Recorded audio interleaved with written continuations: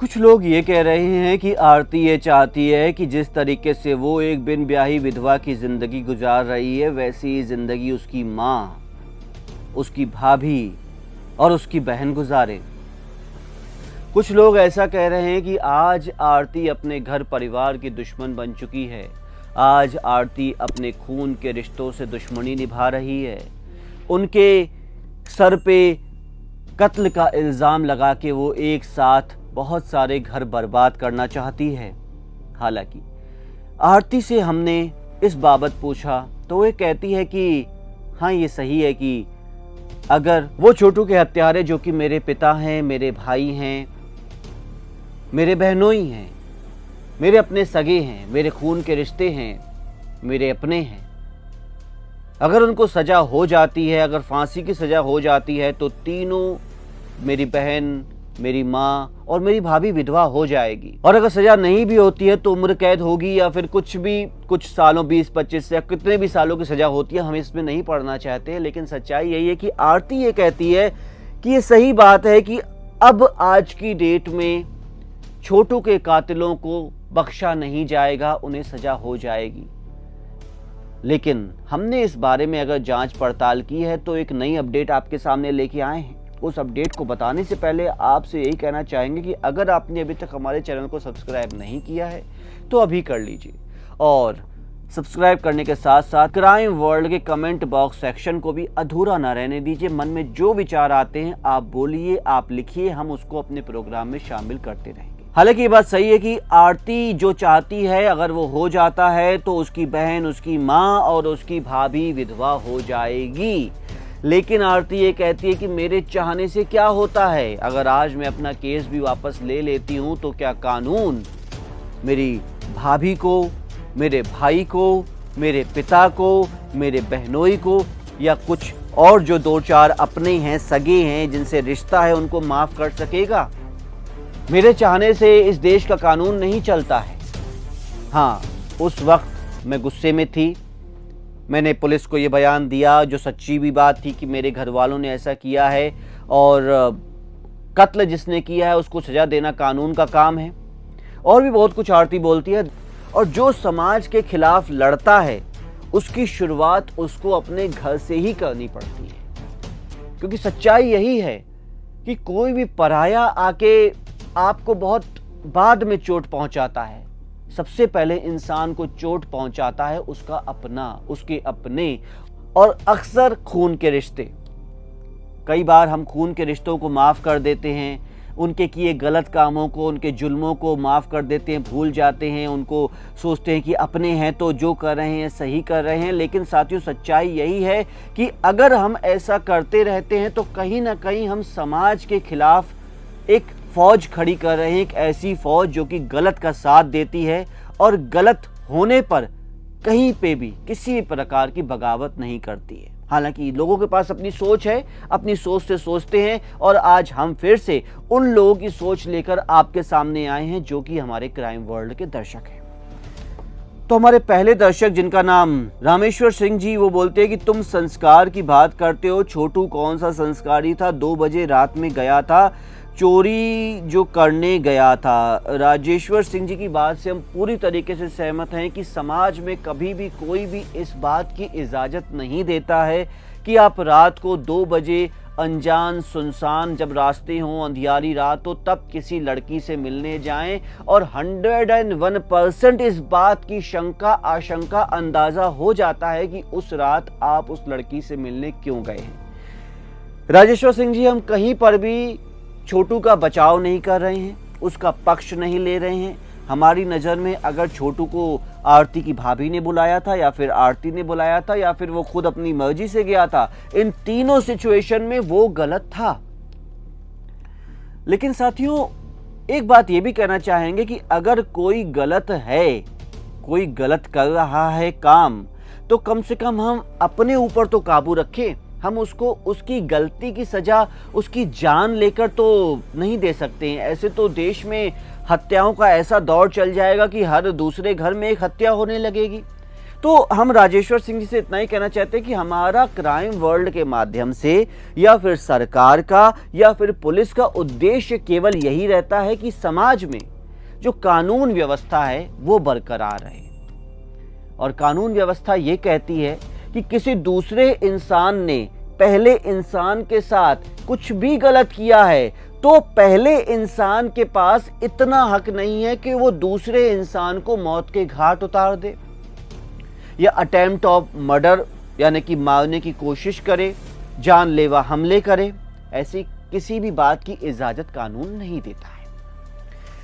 तो हमारे दूसरे दर्शक ही बोलते चंद्रेश्वर यादव जी की आप बहुत बकवास पत्रकारिता कर रहे हो। आप बोलते हो आधी रात में कोई लड़का किसी लड़की के पास जाने से कोई गलत नहीं है। आप भी अपने घर का दरवाजा खोल दीजिए, आधी रात का लड़का आपके घर पहुंचेगा, फिर समझेंगे कि आप कुछ नहीं करेंगे, बस ताली। चंद्रेश्वर जी, हमने उसी बात का जवाब जो राजेश्वर सिंह जी को दिया है वो भी आपको देना चाहेंगे कि हम छोटू के साथ नहीं हैं। हम पक्ष नहीं ले रहे हैं आरती का, हम पक्ष नहीं ले रहे हैं किसी भी इंसान का, हम पक्ष ले रहे हैं तो सिर्फ कानून का, हम पक्ष ले रहे हैं तो केवल हिंदुस्तान के संविधान का। और हिंदुस्तान का संविधान ये कहता है, मैं सैकड़ों बार बोल चुका हूं, हिंदुस्तान का संविधान ये कहता है कि किसी की कैसी भी गलती की सजा हम उसे मौत के रूप में तो नहीं दे सकते। हमारे अगले दर्शक ललित कुमार जी बोलते हैं सर, मधेपुरा जिला का सिसवा गांव में नदी के काटने पर कारण 20 घर उजड़ रहा है। आप मदद कर सकते हैं तो अपना नंबर कमेंट कीजिएगा, एक नंबर अपना जिसमें आपको वीडियो भेज सकूं, वो देखकर आप वीडियो मीडिया पर चढ़ा सकते हैं। क्या सर आप मदद कर पाएंगे बिहार के उस 20 घर का? तो ललित कुमार जी, हम बिल्कुल मदद करना चाहते हैं, हमसे जो हो सकता है हम वो करना चाहते हैं। लेकिन ललित कुमार जी, अगर आपके पास ऐसा कोई भी वीडियो है तो उसका आप हमें लिंक शेयर कर सकते हैं हमारे क्राइम वर्ल्ड के कमेंट बॉक्स में। उससे क्या होगा कि जो हमारे क्राइम वर्ल्ड के दर्शक हैं वो तो देख ही लेंगे उस वीडियो को, और अगर हमारी टेक्निकल टीम ने उस वीडियो को इस काबिल समझा कि उसके जो रिसोर्सेस होते हैं या सच्चाई का पता लगाने के बाद अगर वो खबर सच्ची हुई तो हम अपने प्रोग्राम में जरूर शामिल करेंगे।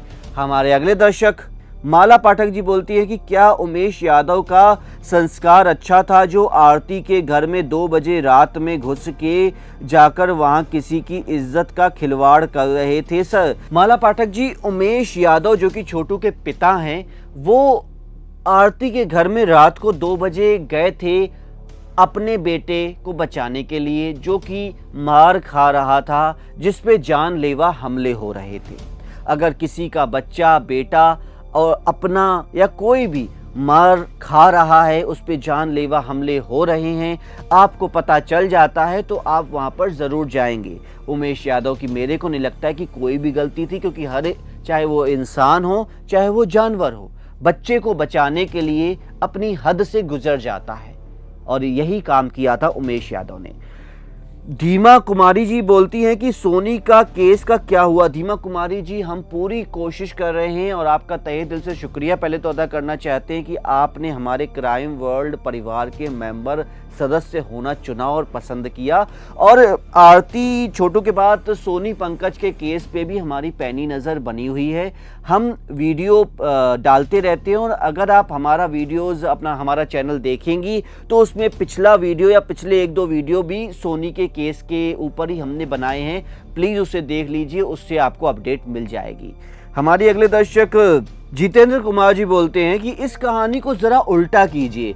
आरती छोटू के घर चला जाता तो छोटू का जान नहीं जाता, बच जाता। 2 बजे रात में छोटू के वहाँ अपने घर पर बुलाती है, आते वह अपने घर ना बुलाकर छोटू को घर चली जाती तो जान नहीं जाता। जितेंद्र कुमार जी, हम फिर से बोलना चाहेंगे कि रात को 2 बजे कभी भी कोई भी इंसान किसी के घर जाता है तो कहीं से भी वो ठीक नहीं है, क्योंकि रात को 2 बजे जाना कहीं ना कहीं एक शंका को पैदा करता है, एक आभास को पैदा करता है। वो अंदाज़ा ये कहता है कि अगर एक जवान लड़का किसी जवान लड़की के पास या कोई जवान लड़की किसी जवान लड़के के पास रात को 2 बजे मिलने जा रही है तो ज़रूर उसके मन में कहीं ना कहीं कोई ना कोई गलत भावना होगी। लेकिन हम फिर से ये रिपीट करना चाहते हैं कि किसी की गलत भावना या किसी के गलत कर्मों का अगर हमने उसे फल देने की सोची, उसकी जान ले ली, मानव वध कर दिया, तो हिंदुस्तान के कानून से और संविधान से आप बच नहीं पाएंगे। हमारे अगले दर्शक विक्रम वर्मा जी बोलते हैं, शराब मेरे बाप को बुरा मत मानो तो अच्छी है। दामाद कब बोला जाता है? जब लोगों को शादी हो जाता है तो घर का दामाद बोला जाता है। ठीक है, तुम्हारा जानता हो क्या होगा शब्द को फालतू, बाकी तुझी मत करो। अभी आपकी लड़की किसी से प्यार करेगा, आपकी लड़की किसी से प्यार करेगा, हो गया शादी करोगे, जमात होगा, ओपन वीडियो।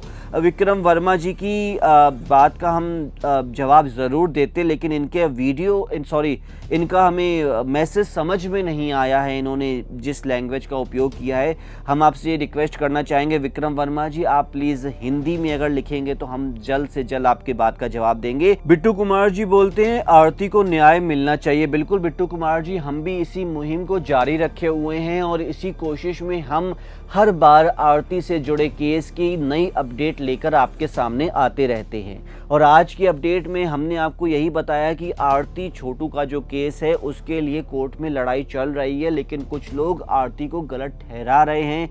उसे ये कह रहे हैं कि वो अपने परिवार, अपने घर वालों, अपने माँ बाप, अपने खून के रिश्तों की दुश्मन बन गई है।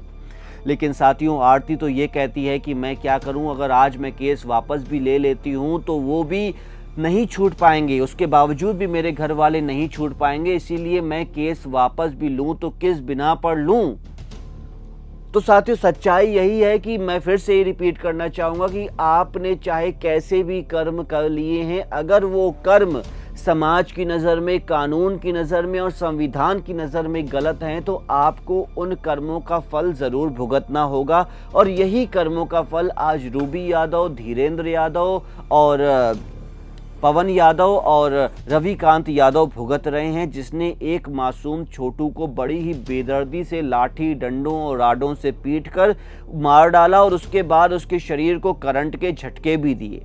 तो साथियों, फिर से हम आपके सामने आरती छोटू केस हो या पंकज सोनी केस हो या फिर उत्तराखंड की बच्ची अंकिता भंडारी का केस हो, इन सब केसेस के जो भी अपडेट है वो आपके सामने लेके आएंगे। अपनी पैनी नज़र और निगाह उन केसेस पर रखे रहेंगे। और आपसे भी हमारा यही गुजारिश है, यही इल्तिजा है कि हमारे चैनल को सब्सक्राइब करना कभी मत भूलिए, क्योंकि यही वो चैनल है जो कि समाज में उठते हुए ज्वलंत मुद्दों को आपके सामने लेकर के आता है।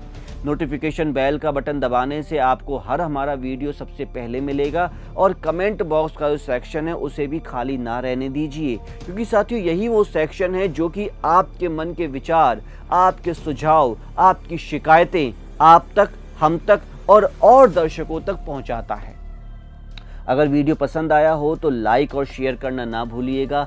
अगली बार किसी नई कहानी, नई सच्ची घटना के साथ फिर से आपसे मुलाकात होगी। तब तक के लिए नमस्कार।